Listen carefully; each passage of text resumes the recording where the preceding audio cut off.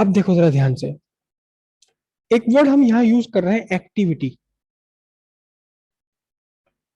Activity. अब एक चीज आप ध्यान ध्यान से देखो,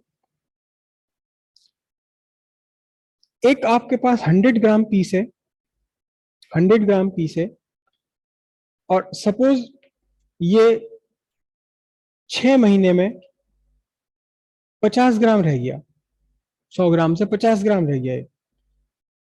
अब आप ध्यान से देखिए कि जब ये 100 ग्राम रहा होगा तो इसमें से अल्फा बीटा पार्टिकल ज्यादा निकल रहे होंगे, क्योंकि ज्यादा मटेरियल है, ज्यादा नंबर ऑफ एटम्स है।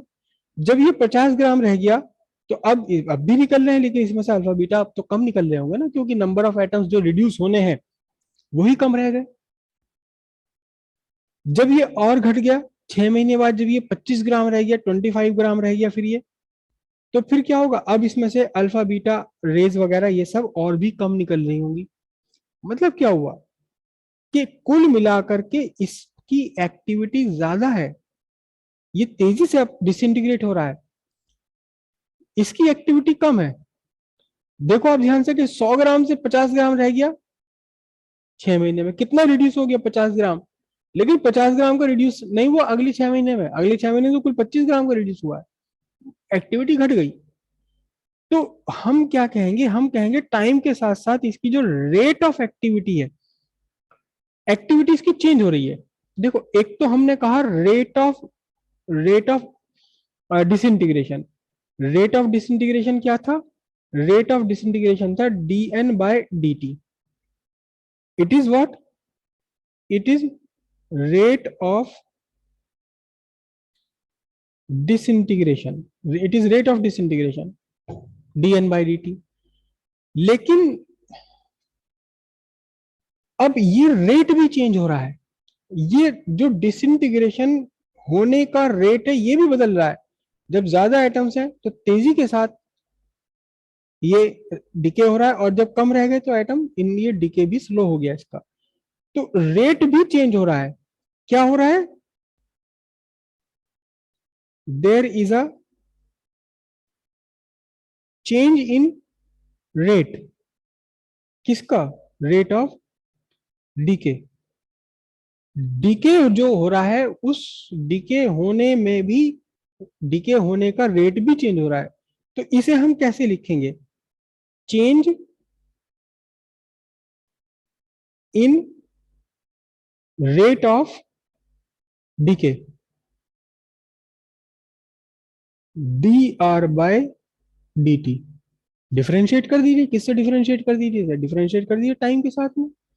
तो रेट ऑफ, ये रेट ऑफ रेट है, रेट ऑफ ए रेट है ये जो आपका आर है dN/dt, it is the rate of disintegration. लेकिन उस रेट का भी रेट है ये dR/dt, रेट ऑफ डिसइंटीग्रेशन, मतलब change in rate of decay. अब हम ये देखेंगे कि ये टाइम के साथ कैसे चेंज होता है, ये टाइम के साथ कैसे चेंज होता है।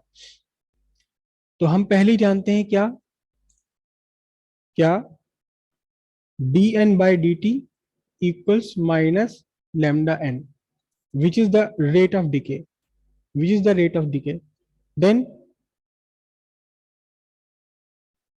rate of change of decay, ये क्या होगा आपका, it is dR/dt, it is dR/dt। लेकिन dr, r खुद क्या है, r खुद क्या है, r है, बोलो, लैम्डा n। तो मैं इसे क्या लिख सकता हूं, d/dt माइनस लैम्डा n। कितना बना ये कितना बन गया, ये बन गया माइनस लैम्डा dN/dt। लैम्डा क्योंकि कांस्टेंट है तो इसका तो डिफरेंशिएशन होना ही नहीं है। अब माइनस लैम्डा dN/dt खुद क्या है, ध्यान से देखो जरा, dN/dt खुद क्या है, लैम्डा n है।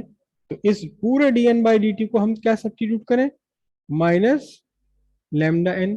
तो अब क्या आंसर बना आपका, आपका आंसर बना lambda square n, rate of change of decay, यानी D R by D T, rate of change of DK.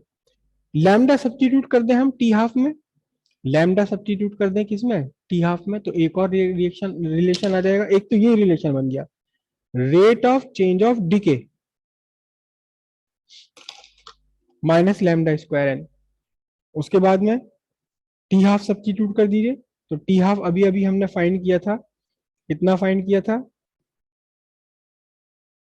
0.6932 divided by T half whole square into N. और पूरा का पूरा इसको सॉल्व करने के बाद में जो rate of decay, rate of change of decay, rate of change of decay कितना निकल कर आएगा, 0.4805 by T half square into N. अच्छा एन मैंने 2 बार लिख दिया। ये आपका रिलेशन बन गया, किस किस का रिलेशन बन गया, rate of change of decay. सीधी सीधी बात है, जिसका टाइम पीरियड कम है वो तेजी के साथ उसका rate of change of decay घटता चला जाएगा। जैसे कि अभी हमने ट्राइटियम की बात की थी, ट्रिटियम जैसे कार्बन है, कार्बन 14 है, C614, इसका हाफ लाइफ कितना है, इसका हाफ लाइफ कितना है, इसका हाफ लाइफ है लगभग लगभग 5500 साल। तो आपके पास एक कार्बन का पीस है, कार्बन का पीस है 6012 है, आपने आज देखा इसे और फिर आपने इसे ऑब्जर्व किया कब, 1 हफ्ते के बाद में, after few days, after 5 days बोल लिया मैंने। तो कुछ पता लगेगा, कुछ चेंज पता लगेगा, कुछ भी नहीं पता लगने वाला, क्योंकि 5500 साल में जाकर के आधा होगा। अभी 5.5 साल, 5500 साल में आधा होगा, तो 5 दिन में कितना होगा, 5 दिन में तो पता भी नहीं चलेगा इसका कुछ चेंज हुआ है नहीं। लगभग लगभग वही की वही एक्टिविटी दिखाई देगी आपको। लेकिन अगर आपके पास ट्यूटियम है, ट्यूटियम को आपने गैस को भर रखा था एक कंटेनर के अंदर आज, फिर आपने इसे देखा कंटेनर के अंदर 5 दिन बाद में, पता चलेगा ट्यूटियम तो खत्म हो गई, यहां से ट्यूटियम तो खत्म हो ली। मतलब इसकी रेट ऑफ एक्टिविटी में आपको जमीन आसमान का डिफरेंस दिखाई देगा। आज जितनी तेजी के साथ ये डिसइंटीग्रेट हो रहा है, 5 दिन बाद तो बचेगा ही नहीं, जब बचेगा नहीं तो डिसइंटीग्रेट क्या होगा, तेजी के साथ। तो इसमें rate of change of disintegration बहुत तेजी के साथ चेंज होगा, क्योंकि इसकी हाफ लाइफ कम है, जो कि आपको यहां से क्लियरली विजिबल है। Rate of change of activity is inversely proportional to the square of half life period. Rate of change of activity is inversely proportional to the square of half life period.